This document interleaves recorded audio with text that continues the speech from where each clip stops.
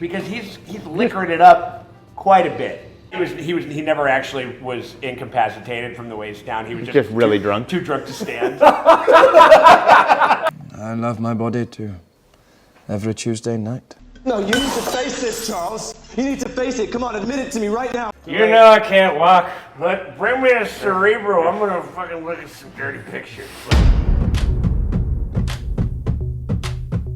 Hey, what's going on, everybody? It's me, Sean Tank Top. I'm over here in Casa de Tank Top, not in the Burlington Bar, because the Burlington Bar is shut down. We got this old COVID-19 thing going on. I don't know if you heard about it. Everybody else in House Burlington, we're trying to do our part to shelter in place. It's pretty much the only way that we're going to be able to get through this thing, like, in a relatively quick fashion. No, it's not. It sticks looking away. I am not coughing. I am not coughing. And even with all of the hard times that are going on all over the place, another unintended, I guess, symptom of COVID-19 has also been the fact that people have been streaming a lot of movies lately. And one movie in particular that just came out that I think a lot of people managed to skip, rightfully so, was Dark Phoenix, the last of the 20th Century Fox X-Men movies, unless you count New Mutants. People have been rediscovering, like, how sort of, like, just boilerplate kind of, like, not great that movie is. And myself and Dustin and Tormund Jr. Steve had done a review in June. Some personal things that kind of come up and we sort of had to shelve it. We put it in our Patreon page. And we figured since now is the time where like more people are watching it than ever, we figured we just put the review out. I mean, because it's like shit. I mean, we're stuck inside the house. We don't have anything to do anyway. You know what I mean? Do you got something to do? I don't have something to do. Anyway, we appreciate y'all and we'll talk to y'all later.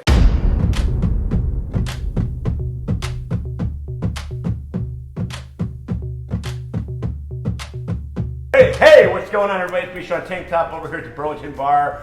We got ourselves Dustin, we got ourselves Steve, Tormund Jr., Hipster Shaggy, and we are not talking about Game of Thrones. We're not talking about Marvel. We're kind of talking about Marvel, but we're talking about something that is about to cease to be.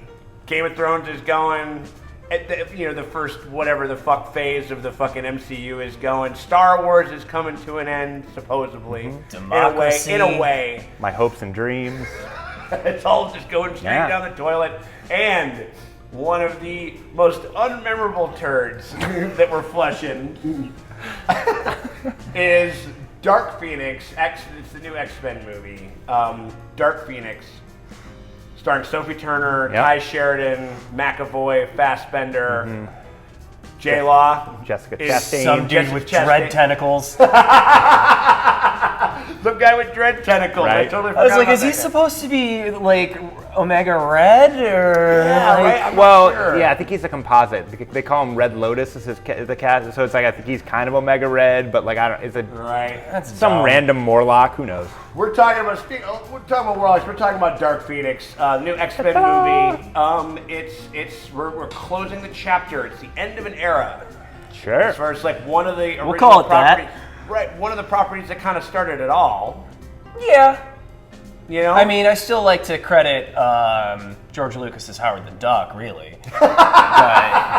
No one laughs at a master of quack fu. Is that what we're starting it? That is literally the first Marvel movie. It's the first Marvel movie. Man, talk about leading with that, man. Like, you gotta have some sway in Hollywood to be like, oh yeah, I want to do it about that. I'm gonna have some. So good. I'm gonna have some feathery duck tits in my first Marvel movie. There are duck tits in It's that amazing. Yeah, it's so hot. Not right.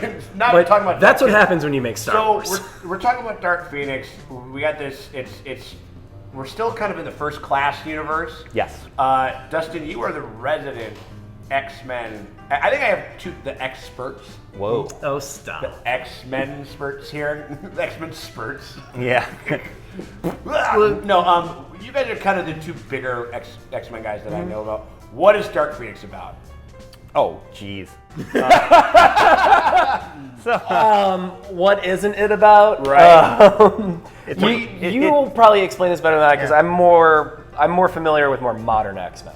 So like pretty much. But you can't talk about one without the other. You cannot talk about modern X-Men without knowing this story. I agree. Like, and I'm not saying you don't know it. Right. I'm just saying that like this is the story. Yes. This is Batman's parents being murdered in alley, Clutch and Pearls, This is like Joe kind of- Chill. this is This is the same thing. This is the catalyst. This is the mother of all X-Men stories. Okay. Like, Yes. This is Jean Grey, the most powerful mutant on the planet, getting hit by some cosmic entity and becoming more powerful than you can possibly imagine. It pits Professor X tries to channel her inner demons, if you will, to keep her from exploding and help her, and he thereby becomes the villain. So it's the ultimate story where the team is pitted against this cosmic entity, this force that they can't control. And it's one of their own.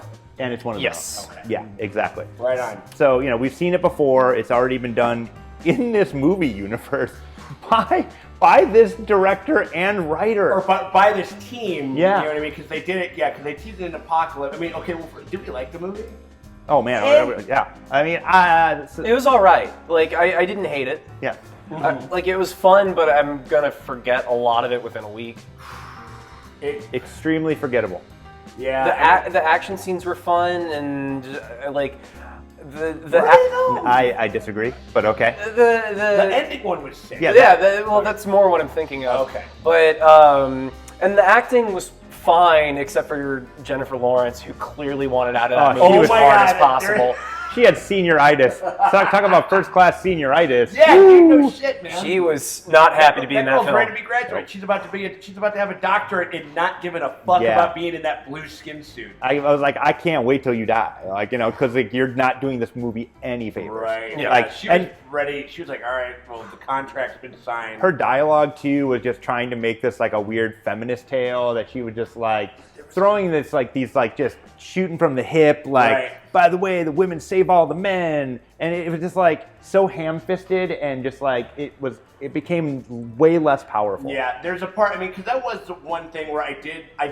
That was one element of the film. This is gonna be a pretty spoiler-heavy review, just in case everybody knows. It's like, to me, it's the most. It's like you said, it's the cornerstone. It's one of the. It's probably, in all probability, it's the most important X-Men story, that's out there. Yeah. And it just lands with like kind of a resounding thud.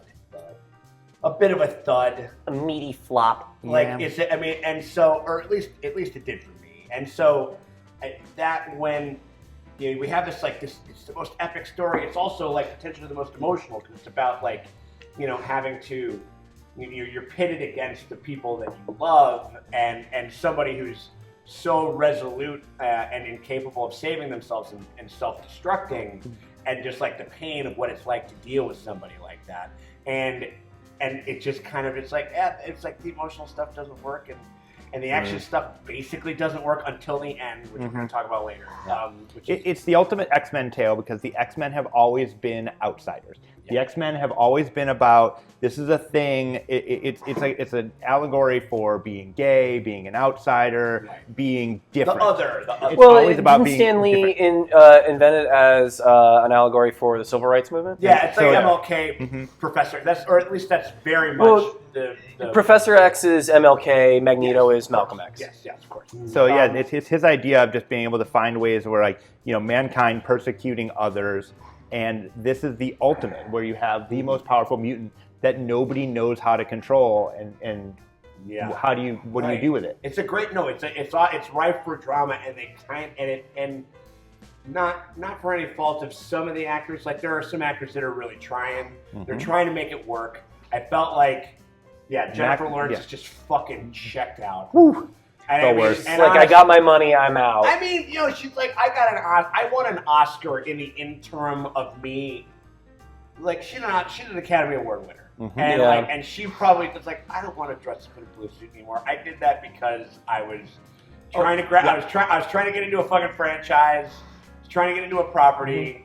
She nabbed that one, and then became Katniss, the Mocking, all of the Catching Fire, the Mockingjay stuff, and everything. Mockingjay? What were those things? Yeah. Is that what it is? March into the forbidden zone. Catching Fire, whatever those Legolas movies that she was in. And like, You mean the Hunger Games? I mean, The Hunger but I mean, Games, that, yeah. The it Hunger is the Games. Mockingjay. You were right. Right. Yeah. So she nabbed that. She nabbed the Hunger Games series, and then won a fucking Academy Award. And then was just like, I don't want to get painted in blue fucking shit. If every you notice, day her for makeup 8 hours. routine is very different now, where it's like used to be like full body Super makeup detailed. and detailed, Yeah. and then it was like slowly like she spent like the last in Age of Apocalypse, most of the movie she was just a normal person, Right. Like, and then she just like was barely blue. And then this movie, like they have the whole like her and Beast and Nightcrawler, the blue team, Yeah.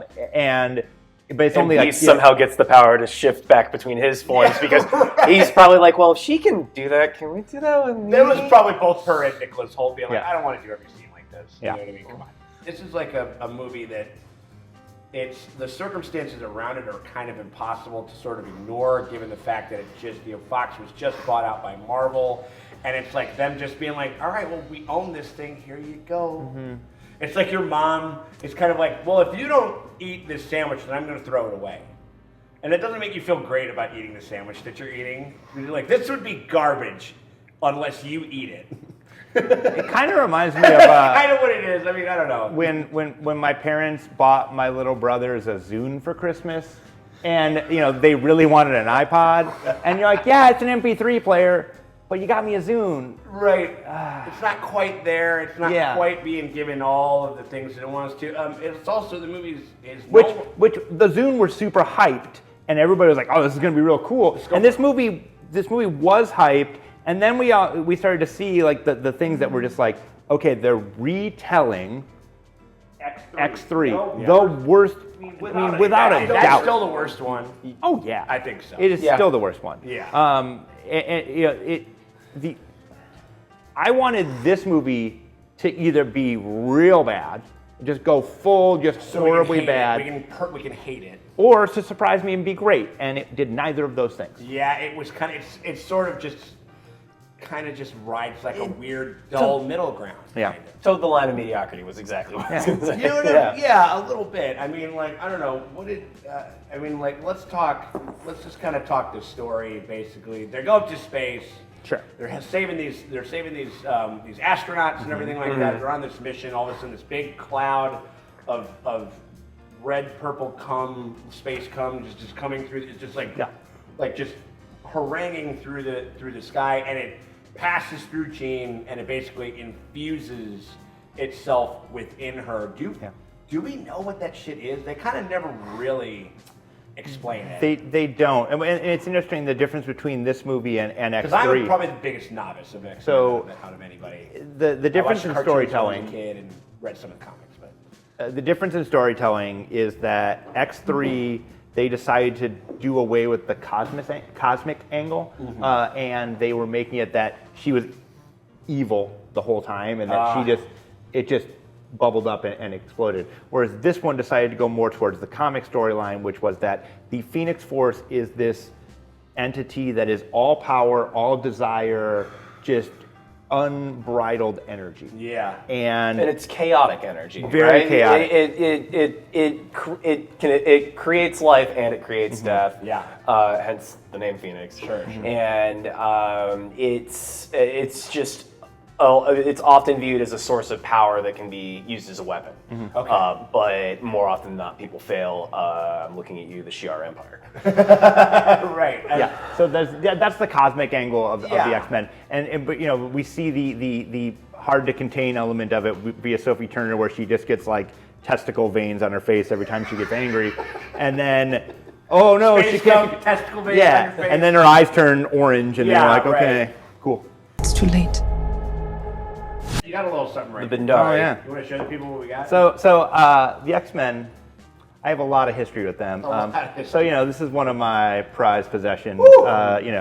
First appearance of the Phoenix. Oh my God. Written by Chris Claremont, one of the most prominent X-Men writers. he's so like this is he's on the the Mount Rushmore. Mount Rushmore oh, for of X-Men sure. writers, yeah. And so this story has informed everything, and this is started with issue 100, and so this is pretty much all the modern Marvel. This is in like the 70s and on. Yeah. Or Marvel. this is just like you were saying. This is like a defining. Like there was the X-Men before this issue, and Yep. then everything that's kind of after this issue. Yeah. This is like Gwen Stacy dying in Spider-Man. Yeah.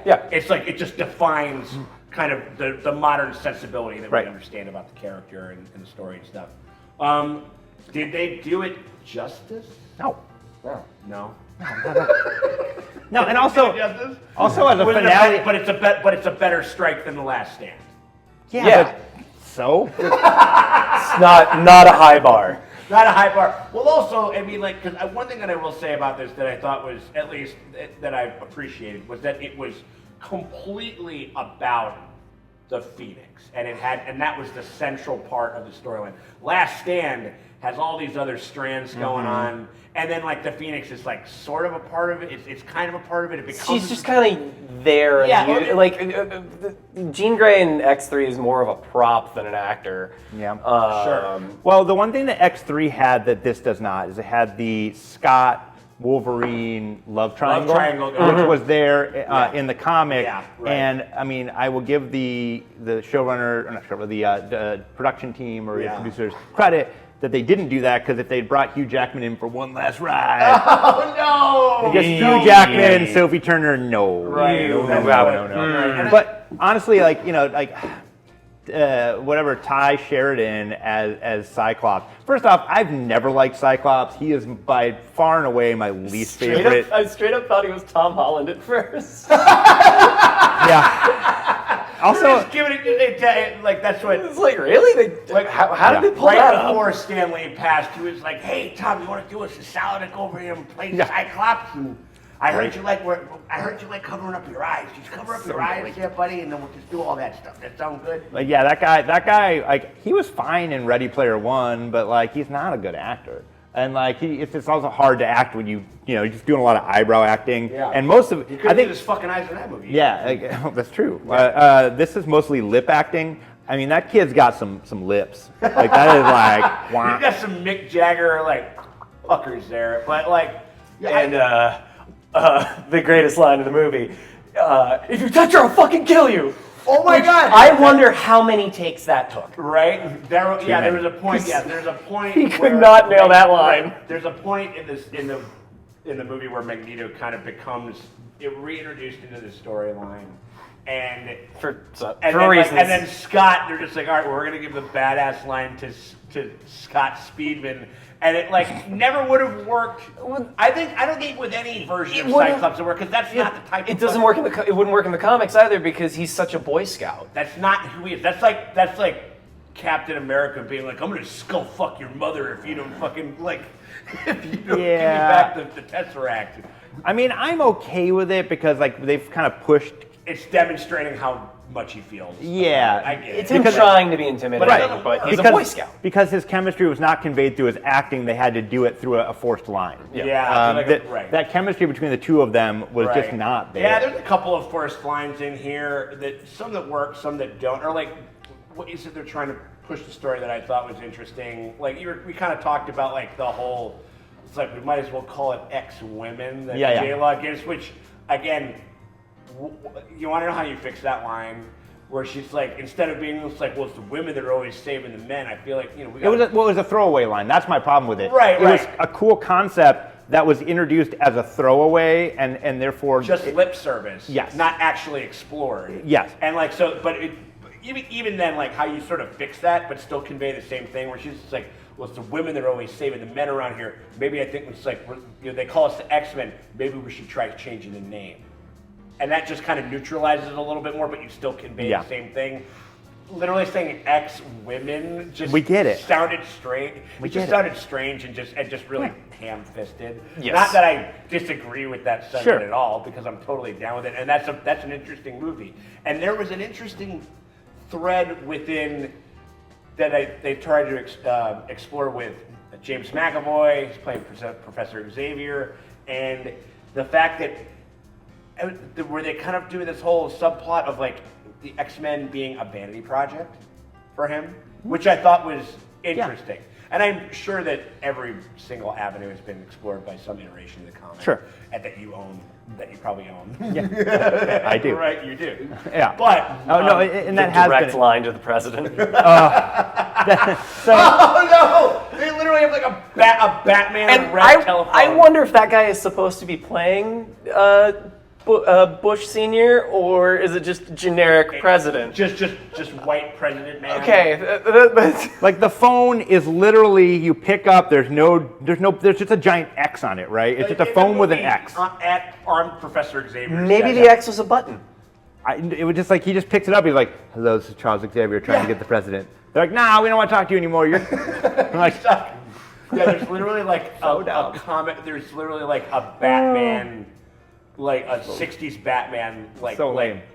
fucking phone that's in this movie. Which I get it. It was the It was '90s, sorta cute. but it was super but it was hokey. dumb. Yeah, Like it was, Yeah. it was just silly. When I laughed. I laughed out loud. I'll say this. I mean, We all did. Another big point, and we've been saying this ever since first class. But fuck, like, what moisturizer are these people using to get them to look as good as they look? Them all being like literally 78 years old, or how the fuck old is McAvoy supposed to be?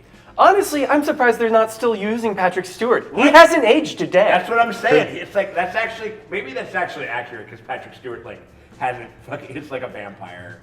Whatever the fuck they're doing, they got that Keanu Reeves, John Wick juice.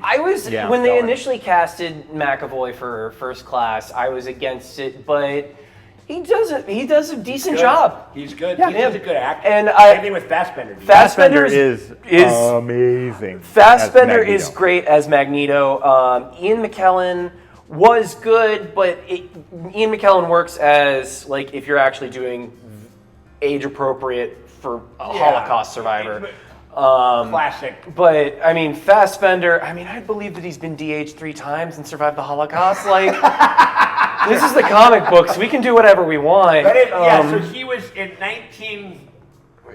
in the Singer films in like 1940 or something like that when we opened 40, 41, whatever is 42. Such a 43. good scene. Like, it's an amazing scene. Incredible. He was like 5 or 6. He was or 5. whatever. So Let's that watch the makes original him ones. 50 some odd years old. Which is about right. Oh my God, I don't know. He looks pretty good for 50. Yeah, I mean, like, How old is Fassbender? I don't know. He's in his 40s he's at least. around there, but it is one of those things where you don't feel like it's patched up. And the fact that if you start to think about this timeline, you need to bite down on a piece of wood so your teeth don't just start to eat your own brain. Like, you know what I mean? Because if you try to actually... If you try to follow the comic timelines... Oh, man. I'm sure it's the same thing. Don't. Just doing that with comics in general. Go to Google image search and look up Summers Gray family tree. Oh God. And if you can decipher that shit, I will blow you. You heard it here first, ladies and gentlemen. DM me your address.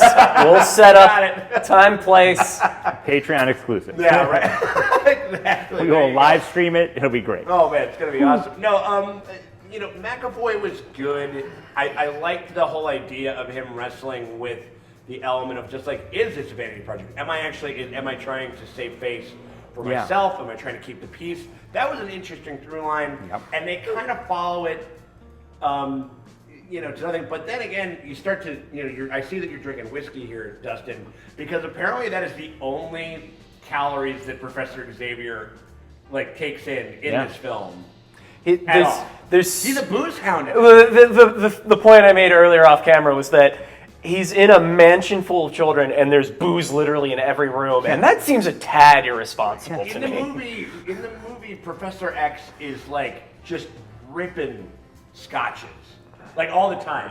After they're done with a mission, ripping a scotch. You're fucking, You shouldn't. Fucking Mystique dies, I know. Dies, rip a scotch. I know how bad I've gotten when drunk. If I were psychic and drunk, Shit-faced psychic. that's a bad combo. Yeah, dude. Let's have that. That's a scene. bad combo. Right? Let's get there because it's he's liquoring it up quite a bit in this. Which I wish. Turned out that he never actually was incapacitated from the waist down. He was just really drunk. Too drunk to stand. I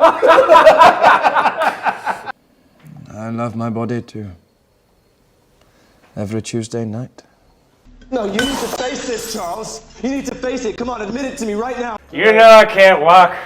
Bring me a Cerebro. I'm gonna fucking look at some dirty pictures, you know what I mean, or whatever. You know what I mean? That is a frightening concept. That's a frightening concept to hold. He's good. Fassbender's good. I really like the girl that plays Storm, even though she's not given a lot to do. Right. Yeah, I liked her. Yeah, I mean, like, I think that most of the... I liked the new Nightcrawler. Yeah, oh. He's great. Cody Smith McPhee. Yeah. Was he in Apocalypse? Yes. Yes. Yeah, he's been in the first class. Yeah. By the way, I haven't seen all of First Class, and I haven't seen Apocalypse. I mean, whatever, it's all good. I mean, I'm one of the full few people disclosure. that actually enjoyed Apocalypse. I thought the CGI was not great, but I enjoyed it as a film. it's entertaining. It's more entertaining As than soon this as movie. I saw the Apocalypse costume, where he looks like fucking Ivan Ooze from the Mighty Morphin Ivan Power Ooze. Rangers movie, Yeah. I was just like, you're gonna do that to one of my favorite villains of all time? Itself. Well, after talking to you guys about it after the movie, like, I'm willing to see it now. Yeah, right. I mean, it's not worth nothing. This movie, on the other hand, I will say, one of those things where you look at some of the sequences that this film has, this series of films, starting back in the year 2000. Was that it? Am I getting that right? Is that the year 2000? Yeah. The year 2000. And that's how you know we're old. But in the that we get that reference. But 20 years, yeah. about 20 years, this universe of films has kind of been happening, and there's been a lot of highs, a lot of lows.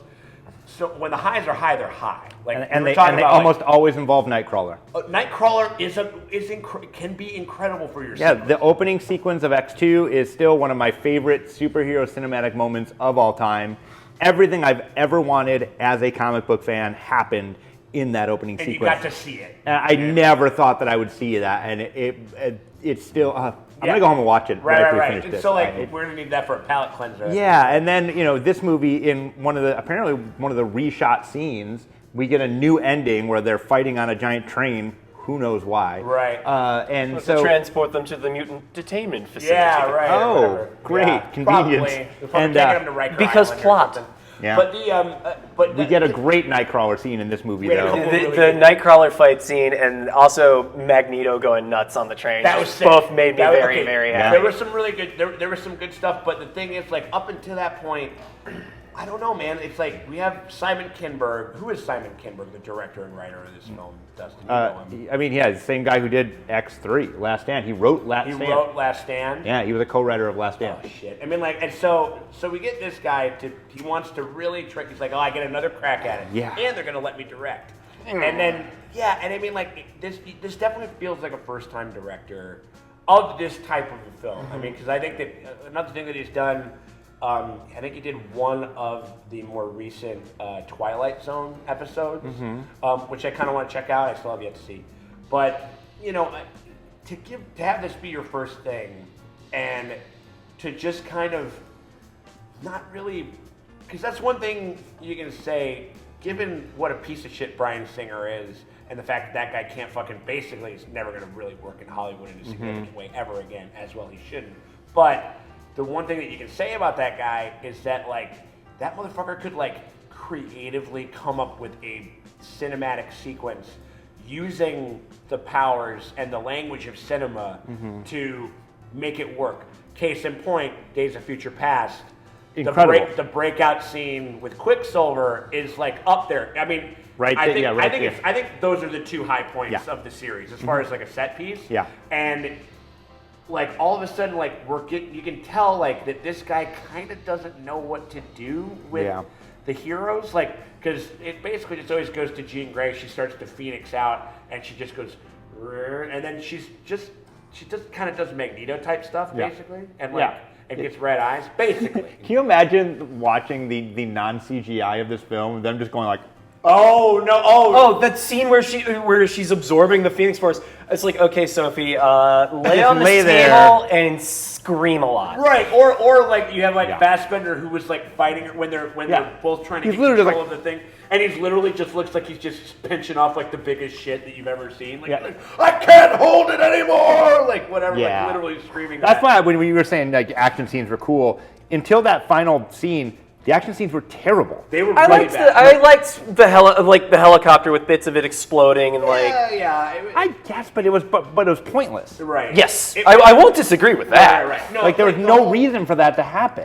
Yeah, like the whole, like it was until that last kind of adrenaline, that shot in the arm that we get with the last, because in the last bit of the film, they have all the mutants kind of all bunched up in this one train, and they're taking them to Rikers Island or some type of detainment center somewhere. And the fight in New York was fun, also pointless, but it was though? fun. I mean, like, because I remember, because all of a sudden we have, like, again, we were talking about, like, creative ways to use some of these powers, and, like, I don't know, Storm just shoots lightning out of her hand. I was also at the time thinking about the hilarious level of collateral deaths that were happening in that scene. Yeah, man. So, like, I'm just watching, I'm like, there's 10 people gone right there. It wasn't quite like Man of Steel or Batman versus Or Superman like level. or even First Fast and the Avengers. Furious 7. Yeah. Right. But, like, I remember it was just like, you know, it was very stunted and kind of drab and stale and kind of boring. Like it just, even just the action. Because, like, I can forgive, like, sometimes, like, a slightly compromised, story. I can forgive some shit acting if you can give me some dope mutant shit that I've never seen before. Yeah. And they did not. This did No, there was nothing new. I will. Red Lotus and his like, his tentacle fighting. His tentacle. Oh, yeah. The guy who had the weird tentacle dress. That was cool. That was all right, but like I'm that just was gonna about call it. him Dr. Squid. Like, I don't. Hello, Dr. Squid. I'll give it to you. I was laughing. Rasta Squid. Oh, Rasta yeah. I was laughing just when I found out his hair was his weapon. Yeah. I was just like, oh my god. Yeah, that was a little embarrassing. That was a little rough. Now, I will say, I mean, like. Oh, the other thing that was like really cool and actually that they did really well and they didn't even need to was Dazzler. Like, Dazzler was in this movie. Dazzler was in this movie and it was perfect. Right. It was so good. And it's like, why were you in this movie? But I'm glad that, they didn't. Right. They're like, well, we only get one other mutant appearance. We're just going to, we're not going to do Colossus. Apparently, Psylocke wasn't in the movie because Olivia Munn was filming Predator. Think about that. Think about that. That girl is like, seriously, when you look at some of the things that she was offered and then turned other things down to do other things, that motherfucker could be standing like in the middle of a cornfield on a clear day and get struck by lightning twice. Yeah, because she turned down the lead in Deadpool to be Right. Psylocke in Apocalypse, which is a really thankless bullshit role. Yep. And then wasn't able to do that, so I was like, all right, well, I'm going to try to get onto the next nerd fucking franchise.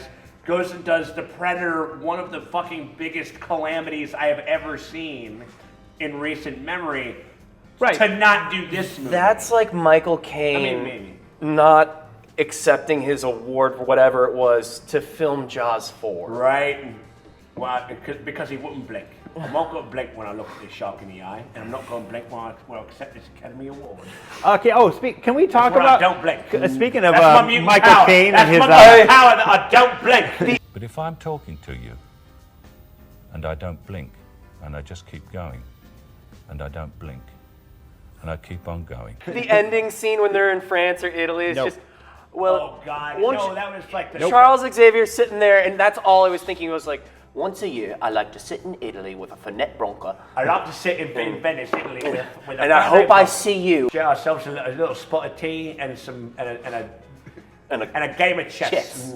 Oh my God! And And as far of as course, an ending I of get that, the white piece. yeah. You get the black. Right. Yeah, that was like Rough. that was pretty on the nose. Do you think they filmed that one again too? Was that a reshoot? That could. I sincerely doubt that. I think that's That from the probably was original how they were shoot. ending it. maybe, man. I don't know. Like this movie is kind of a jumbled mess. I mean, but the big thing is that its biggest sin is that up until that last train sequence, which it was actually fun and was actually like gave us some of the things that we wanted, and supposedly a reshoot, because I'm sure they took a look at that fucking thing and were like, dude, this thing, we need to pick up the pace. We need to get something. We need to mainline some. Well, the word. some action. Yeah, the word was that. actually works.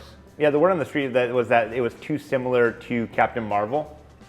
And it was like a lot of outer space, like kind of like I'm super cosmic. yeah? And they're like, oh, just this looks exactly the same as Captain Marvel, so we need to change it. I will tell you one thing though, is that what Captain Marvel could have thrown them a bit of a bone and given them just like one or two extra 90s references, because this movie's set in the 90s. No. Not a single one. It is not referenced at all. I will say that the biggest thing that I think is up until the last action sequence, which it kind of it doesn't save it, but it gives you something to latch on to.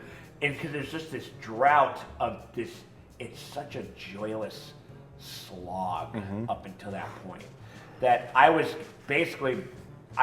ready to be impressed by just about anything because there is not a comedic beat, a single comedic beat in the entire movie. Is there? Is there any part where they decided to be like, hey, like, you know, here's some levity. Here's a little bit of change. No. It's kind of now I know that it's one note. Dr. Squid. I know that the I mean, the X phone. The X phone. Rasta Squid. Yeah, the X phone. I mean, like, no. there wasn't. A single. That's why Professor Xavier had to keep drinking the whole time. Because it's just, I'll drink till it's funny. Right. They can't begin to comprehend what you are, even your X-Men. And you have Jessica Chastain, who, you know, plays the head of the Who now. Badari. The Badari. Yeah, but that's the original bidet. timeline, right? Okay. So she's the head of the bidets. She's the head bidet. Yeah. She's the head bidet. No, she's the head of the Badari, and just kind of is just like a real stoic, kind of like the adjudicator in John Wick 3. Like, I'm just checking off some boxes because we need to get you and we need to get this power and we need to wrangle this thing or whatever it was. TikTok, I mean, Mr. great, Wick. whatever. Not really that great. Not really that good. Yeah, and pretty emotionless. Yeah. Yeah, I mean, like emotionless and not eliciting. I mean, kind of the hate or fervent hate. I will take this a step farther because what I was thinking throughout all of that was T-1000. Like, there's some hard Terminator Have you thing. seen this girl? There's some hard Terminator influence in this movie. Yeah. Especially with them, with the shape-shifting, and also with the shape-shifting, and then all the bullets, and then just... Yeah, sure. Oh, yeah, that's fair. I will say, I you know, Sophie's having a bit of a rough patch this last month, what with like people's reception of the last bit of, even though that's not really her fault. Again, she came out of that pretty unscathed. No. I think that's what I'm saying. I mean, like the properties aren't doing that well, sure, or as well as I'm sure she would like.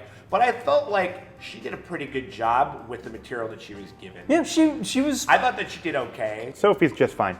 Yeah, she's living her moment. She's having a blast. Like, honestly, I think that we're married to Jonas. She's drinking wine on Instagram. She's doing great. Huh. Yeah. They're weird. Seems like a nice guy. Yeah, Jonas. I waited on them once. So they're weird. She did pretty. I mean, she's doing just fine. And even watching the interview circuit for this, like, she's living her best life. She's doing fine. She's doing just fine. That's an odd Sophie's choice.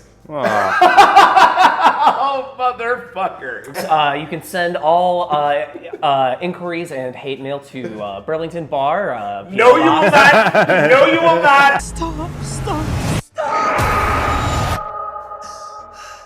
I will say tonally it was very cohesive, whereas with Apocalypse, all over the place. Apocalypse was like what? It was like 8 movies. All over the place. The tone was pretty solid throughout this. I will say that. Yeah. Sorry. Monotone. Well, I just monotone. I was telling you this as we were walking in the theater. Like I saw Brightburn last weekend, and that movie has some of the most bizarre tone I have ever seen in a film. Tonal shifts and everything. It's nuts. Wow. Like that movie was a slog as well. Yeah. And I can describe that movie in one word, and that's uncomfortable. Sure. Oh, it's not fun to look at, and they linger. At least, but you remember that stuff. There's a lot of pretty unmemorable moments in this movie. This is gonna be like, to me. Yeah, exactly. 2 weak bookends from the same guy. Yeah. That's depressing. Yeah, Adam Kinberg is he's the apocalypse. Simon Kinberg he's like the Apocalypse of the X-Men series. He's the real Dark Phoenix. He's the real Dark Phoenix of this thing that destroys it from within. Yeah. You know what I kept thinking like the whole time though, where I just kept thinking about, and you can hear, even though I do think, hot take, Fassbender is better than McKellen as Magneto. He's just not as classic. I agree. But I just kept hearing that lovely bellowing baritone, that lovely Shakespearean baritone. It kept saying throughout the whole movie, "You should have killed me when you had the chance, Charles! You should have killed me when you had the chance!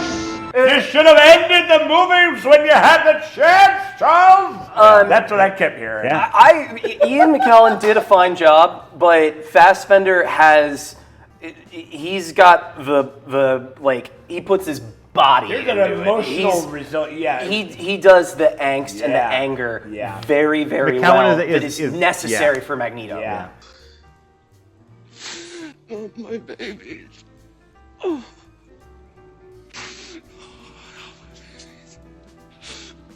McKellen is a great like comic book page to movie screen. Same thing with Patrick Stewart. I mean, it just Yeah. Whereas I think that McAvoy and Fassbender had to walk into this in the same universe as characters that were already like, yeah, you've already established yourselves. Pretty defined. Yeah, it's like when we get a new Wolverine, which we will get a new Wolverine, and it's going to happen. Yeah, sooner or later. And when that happens, everybody inevitably is going to be like, well, we're going to compare him to Hugh Jackman because Hugh Jackman is our Wolverine.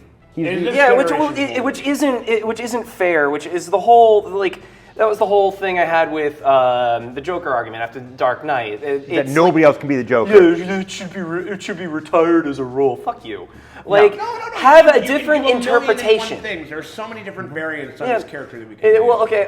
Do you think they'll ever go? You think they'll ever go like super short, like stocky?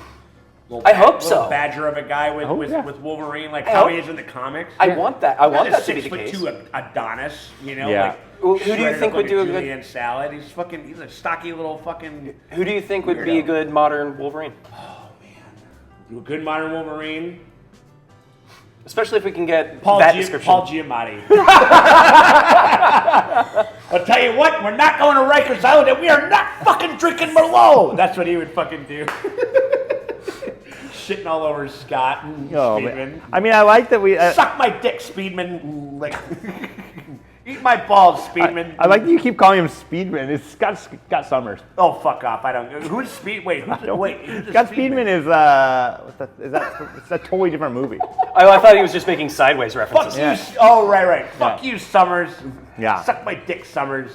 Yeah, I'm excited to see them bring them into the fold. Yes. And see how we Got that in can. Fantastic Four, baby. I think that's why Excited for that, too. I think that's why Marvel's being so secretive right now. Is of course we've got the movies that we know are coming, like Black Widow, Doctor Strange 2, Black Panther 2. Yeah. I think Eternals is code for new X-Men. Yeah. Or New Fantastic Four, because if anyone's going to do it right, it's these fucking dudes. These guys. Yeah. Because Fox, you done fucked up. Well, right, but they did Deadpool, right? They did Deadpool Yeah. right. They did Logan right. They did Logan right. Like they got some people working it. Movies that have like X-Men in the title. Yeah. There's three good ones. Mm-hmm. There's the first one. There's X2, and then there's Days of Future Past. Yeah. Those I think Those are the great is ones. a weird is a strange. Maybe even like a little undercurrent. Maybe First Class. Maybe you can sneak First Class. Yeah, as long as you just forget that January Jones was in it, No, which is very easy to do. right. It's pretty easy.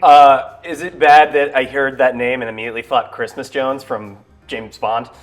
Ooh. I'll take Denise I will take Richards, huh? literally anybody but January Jones in the role as Emma Right. Frost.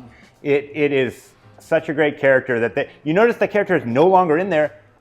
Like such a great. They screwed her kind up once because she was in Origins and she was in Wolverine and she was in that. They both kind of jumbled Tanked. it.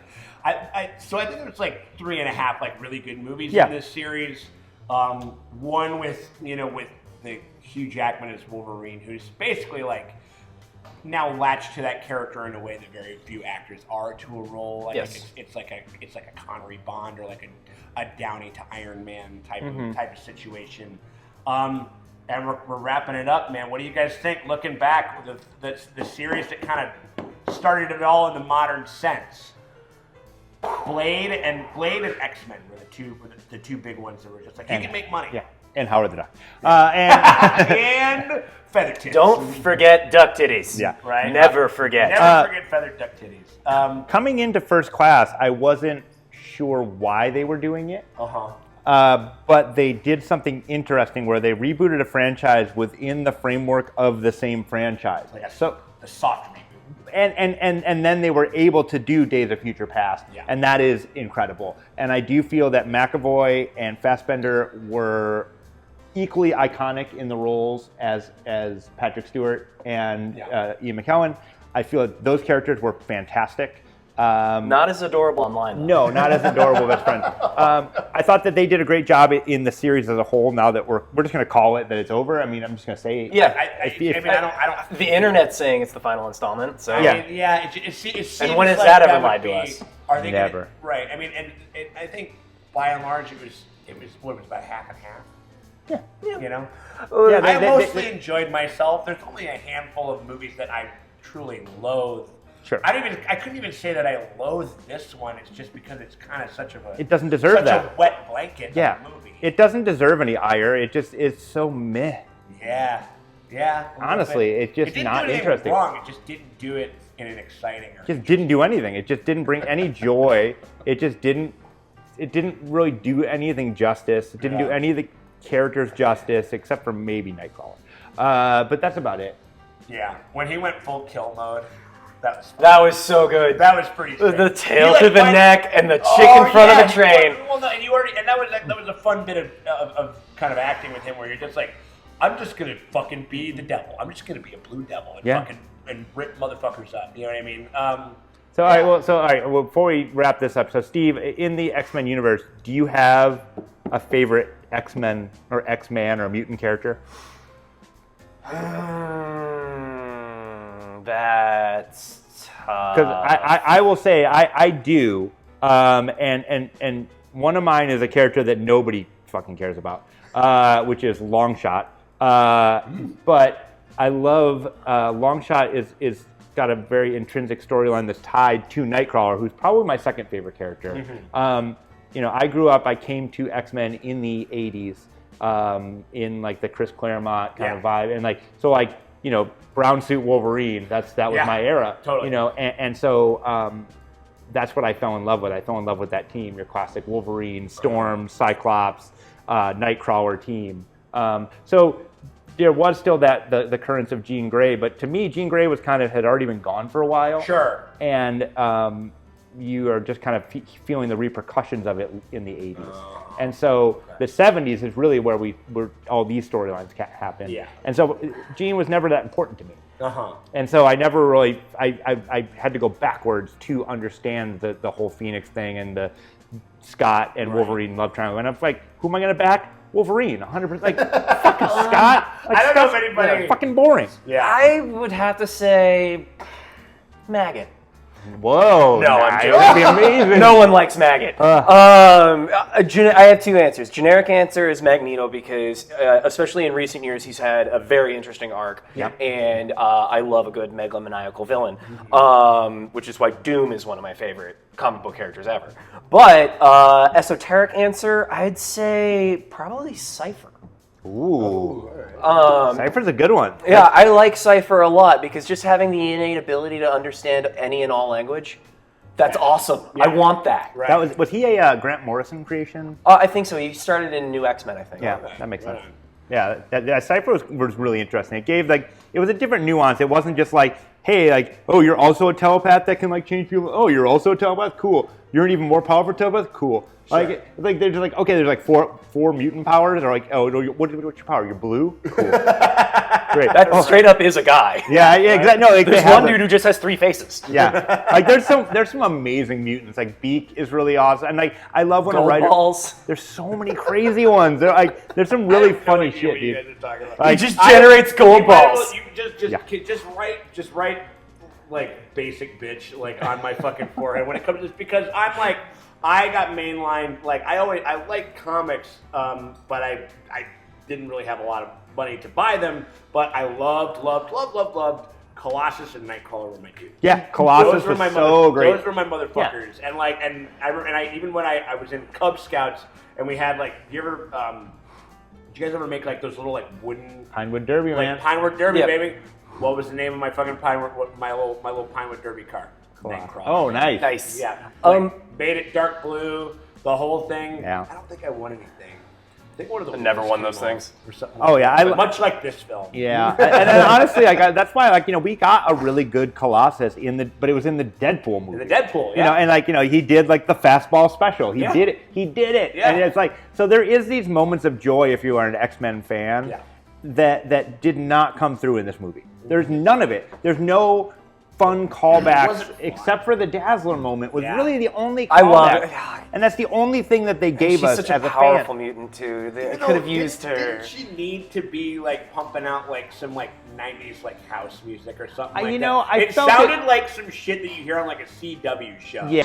Turn all the lights out, taking me higher.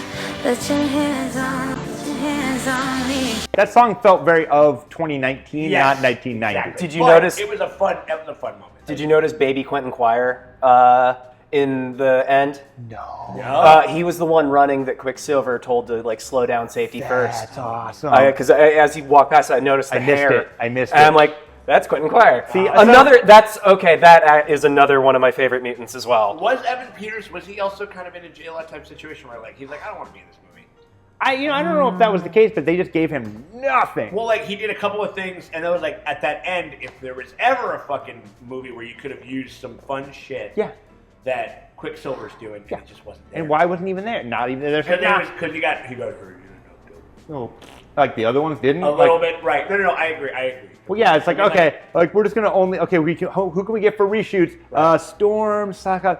All right, everybody else. That might be maybe like whoever we can only get. like that, and then they choreographed it that way. That's Maybe my that could be something. tinfoil. That's my tinfoil Magneto hat. Right. Just got put on there. No, except for instead of keeping thoughts out, it keeps them in. It insulates like my Cerebro speculation and ideas. Yeah. I mean, in summary, if you are a X-Men completist, maybe just wait for it to come out. That's if you love this shit, and I do love this shit, and even I'm telling you, don't worry about it. Or was it catch it like when it comes out on VOD or something? it's fine. Or whatever. Yeah, it'll pop up on like some streaming service. Just watch it when it's cheap. Or and we say this a lot, just wait about 3 months until it gets dropped on home streaming or whatever. Yeah, that's what I'm saying. Yeah, and then just like look up a couple YouTube clips. Yeah. Yeah. I mean, I'm just gonna watch the Nightcrawler scene, and then you're good. Watch the last 30 minutes. But watch the train sequence, and then you're good. And the sad thing is, you can watch the last 30 minutes without having seen the rest of the film and totally pick it up because the storyline is not really a storyline. Right. It's just like, cool, she's got a power. What do we do? That's it. That's the whole fucking story. Right. It's very point A, point B. Yeah. And I will double down on that. It's like if you're curious, give it a shot, but wait for it to be at like a local theater or on Netflix or whatever. Because like to echo Paul Scheer, in space, no one can hear you go. That's kind of it. Yeah. Yeah. I mean, this is like a for fans only, for completists only. Like I don't even know if it's for that. Yeah, I mean, like I you can see, like you see X2, you're like put it on while you're doing laundry. Yeah, right, totally. Yeah, I don't know. It was. Yeah, it's just a big old like it started literally on the scale that we kind of understand and know today. Started all this shit, that and Spider-Man, and it just kind of it like I say, in like a lion, out like a lamb. Before they showed the year when they were showing the shuttle taking off, I was like, they're not going to do the Challenger, are they? Oh fuck! Because I thought that's where they were going with God, that. that would have been rough. Yeah, no, I mean, yeah, they kind of did, but it was the movie was the metaphorical Challenger that exploded inside of my heart. It would have had our first leading lady in the X-Men franchise, and it didn't work. And then it's like, oh god, and then we get Reagan. It's like, well, we have to make sure that we have to get all these X-Men over here. Oh. Wait, who am I? What's going on? Well, these trickle-down X-Men. These trickle-down X-onomics. God damn it.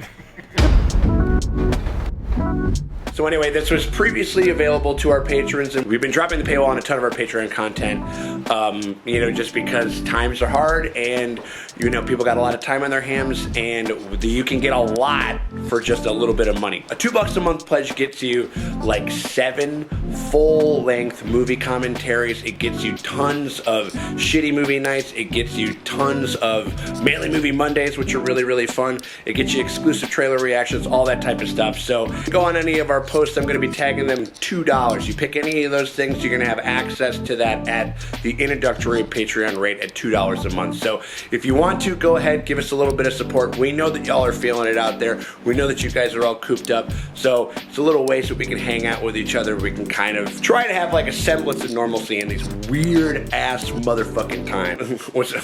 Am I coming near you? Am I coming near you? 6 feet.